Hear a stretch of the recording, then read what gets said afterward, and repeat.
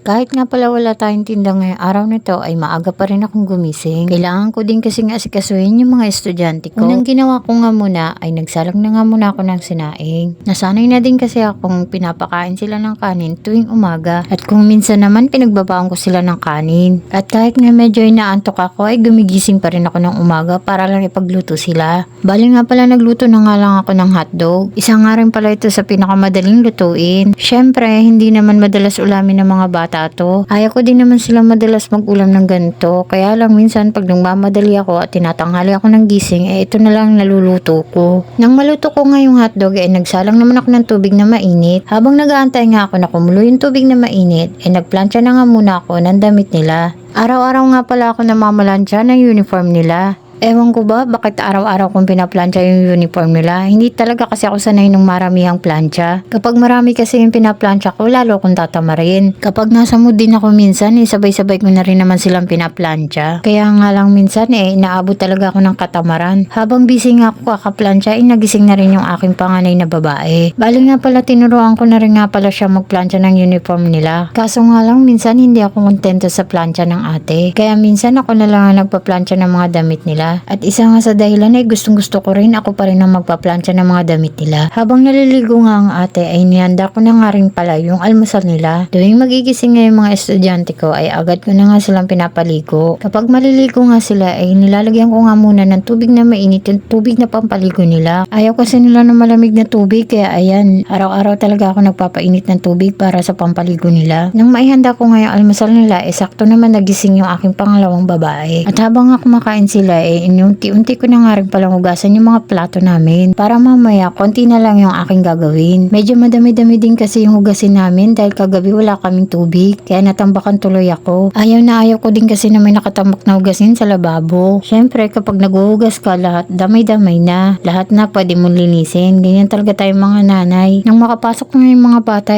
agad naman yung isa ang inasikaso ko. Bago nga pala ako bumalik sa higaan hinahanda ko na rin naman yung dede ng bunso ko. After nga niyan papalitan ko naman ng diaper kasi kung minsan basang-basa na siya dahil punong-puno na pala yung diaper, hindi ko namamalayan. May time kasi na nahihimbing ang tulog ko kaya naman pagkapa ako basang-basa na yung damit niya. Kaya simula nun bago ako matulog pinapalitan ko muna ng diaper at damit. Tsaka syempre pinapadedi ko muna para tuloy-tuloy yung tulog niya. Kaya naman pagkapasok ng mga bata ginagawa ko na lahat ng gagawin ko para naman pagising ko wala na akong gagawin.